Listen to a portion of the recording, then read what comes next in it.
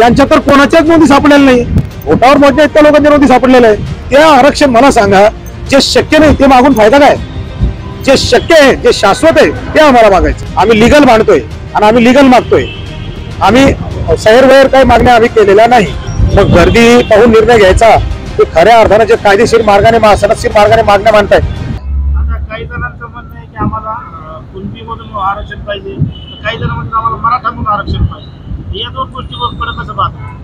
पुन्हा एकदा मी तुम्हाला तेच सांगतो, या देशामध्ये घटना आहे, घटनेला अनुसरून कायदे। मी पुन्हा त्याच्यावर येतोय। मला सांगा, राज्य घटनेमध्ये ज्यांच्या नोंदी आहे त्यांचं होईल ना? ज्यांच्या नोंदीच नाही त्यांचं कसं होईल? 50 लाख सापडल्या, 60 लाख सापडल्या, 70 लाख सापडल्या। अहो, ज्यांच्या ऑलरेडी नोंदी होत्या महाराष्ट्रात, ज्या ऑलरेडी कुणबी झालेल्या आहेत त्या सगळ्या नोंदी होत्या।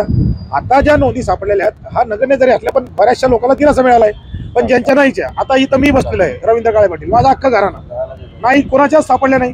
केरे पाटील त्यांचं घराणं आहे, कोणाच्या सापडले नाही। आमच्या अनिल कुटे त्यांचं घराणं आहे, त्यांचं सापडले नाही। आता आमचे जाधव आहेत, आता हे राज्यकाळी नाही, त्यांच्याही नाही। मग जर एवढ्या म्हणजे हे एवढे जे कुळ आहेत आमचे 96 कुळापैकी, यांच्या तर कोणाच्याच नोंदी सापडलेल्या नाही। भोटावर मोठ्या इतक्या लोकांच्या नोंदी सापडलेल्या आहे। आणि मग त्या आरक्षण मला सांगा, जे शक्य नाही ते मागून फायदा काय? जे शक्य आहे, जे शाश्वत आहे ते आम्हाला मागायचं आणि जे कायदेशीर दृष्ट्या टिकणार आहे। या समोर तुमच्या उपोषणाची सरकार गांभीर्याने दखल घेईल, 100% गांभीर्याने दखल घेईल अशी आमची अपेक्षा आहे। आणि आत्ताच आमचे केरे पाटील, आजच नाही, आमच्या केरे पाटलांना पहिल्या दिवसापासूनच सांगितलंय, जास्त सभा आहे, त्यांनी घोषणा तशी केली की जोपर्यंत सरकार पूर्णतः आमचं ऐकून, आमचं असं म्हणणं की आम्ही म्हणलं तेच, आमचं म्हणणं आहे की जे कायदे ते आम्ही बोलतोय, तुमचे सगळे लोक असं आणि ते करा, तोपर्यंत हे मी उपोषण सोडणार नाही, या विषयावर ते ठाम आहेत। बरोबर आहे? मग राज्य सरकारला याची दखल घ्यावीच लागेल। कारण एक लक्षात घेतलं पाहिजे राज्य शासनाने, आम्ही लीगल आलोय, आम्ही लीगल मांडतोय आणि आम्ही लीगल मागतोय। आम्ही सैरवैर काही मागण्या आम्ही केलेल्या नाही आणि त्याचा प्रत्येक मागणीची पर्यायी व्यवस्था आम्ही म्हणजे पर्याय आम्ही काढून ठेवली।